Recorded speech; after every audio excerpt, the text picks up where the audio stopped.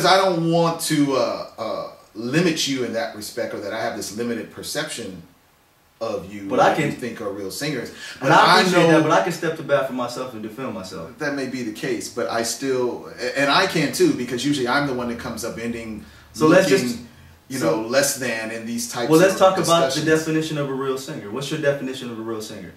Because I'll tell you mine pretty plain and simple. Well, as a musician, I believe that a real singer tends to have a great tonality, a good pitch, the ability to have some type of range.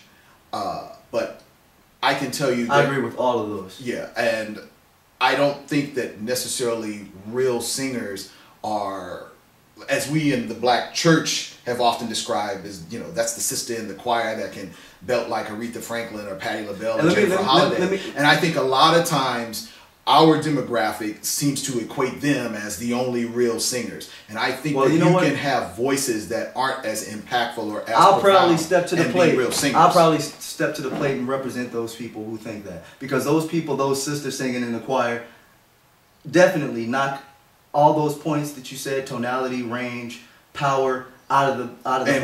And pitch out of the park. However, it doesn't have to just be the sister in the choir. We have a young lady right now that's dominating the music industry on both sides of the pond named Adele. Mm-hmm. And she is a phenomenal singer because she has all those things and she's never stepped foot in a black church. So it has nothing to do with that. But I didn't say power. I said range. A range. And there are certain people that don't have a great...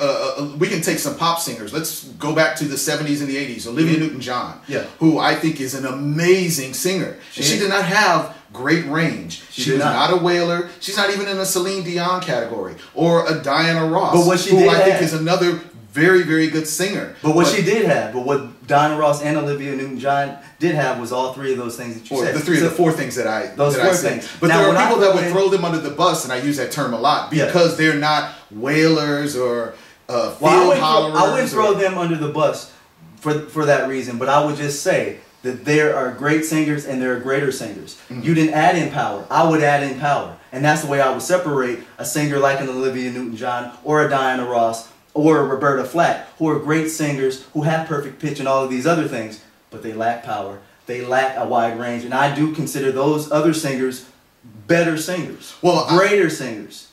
Right. I think that they have other attributes to them that put them on a different level. Yeah. But the comment was, what do we think are good or real singers? I do believe those women that I mentioned are also good and real singers. Well, let me take it back to, because you've actually dominated with your points here. I want to make mine. I'm sorry. A singer for me is somebody who can sit down in the chair like you're sitting in right now with just a piano or no piano at all. Sing you Mary Had a Little Lamb, sing the Star Spangled Banner, sing the phone book, as we've heard that said so many times. A true singer can do that and make interesting choices and sing it a different way 10 different times. Diana Ross and all these other people that you may name, that's going to separate them from somebody like a Luther Vandross, who are your quintessential singers. There's a difference between a Pavarotti and somebody who sings R&B music, for example. Mm-hmm. You know, because there's all of these other features in their attributes in their voice that separates them. There's power, there's range, there's tonality, there's pitch. And there's what I like to call vocal choices. What a singer chooses to do in empty space, to me, is what separates them from great singers. I agree too, but I also believe people have to be comfortable within certain genres too. You mentioned the Star Spangled Banner. That is one of the most difficult songs to sing for anybody. And you know what it is? And you know what it is?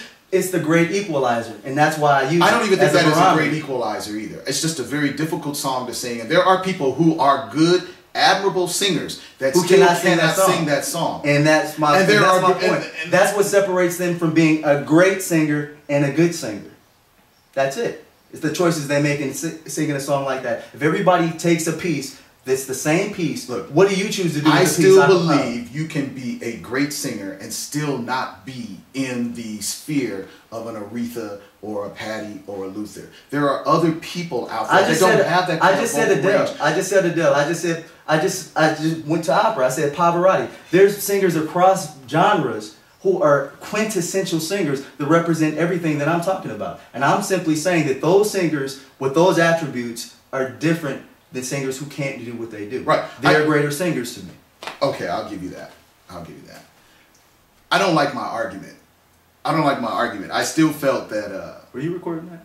Yeah, Yes. you recorded the whole thing. That one was better to me. It was better for you. It was better I was for like, you. Yes. I don't think it was necessarily better for me. I do, because I think many people will appreciate what you said. I just disagree with it. But I think many people are going to agree with what you said. No, I think what I'm not doing is I'm not pulling the proper poetry to describe, or maybe enough examples of other great singers. I think you did. I think Lionel Richie is a great singer, but Lionel Richie doesn't have the type of power that a Luther Vandross has. I think Stevie Wonder is a great singer. I was in the barbershop recently, and there were some people in the barbershop who said, Stevie Wonder is not no great singer. He's okay. And you remember you told me about those And people. I almost fell out of the barber chair when they I said asked you that. what were they smoking, what were they drinking before you got And there. I went back and revisited. There were Obviously, 3 they're people not- there, including 2 customers, a barber, my barber, and a lady who was doing someone else's hair.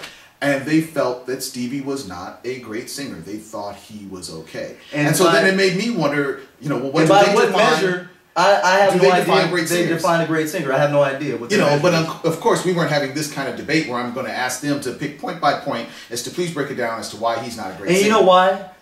Those people couldn't do that. I guarantee you, they couldn't sit there and tell. They would probably say, "I don't like his songs." Right. Well, you asked me about tonality. We mentioned pitch. We mentioned a modicum of range. Those were all things that were very important, I thought, to making a great singer, and also vocal character. There are a number of people that have that. I think a Roberta Flack has that. If I had to pick someone today, you would ask. Wow, I'm hard. Beyonce to me would be someone of that today.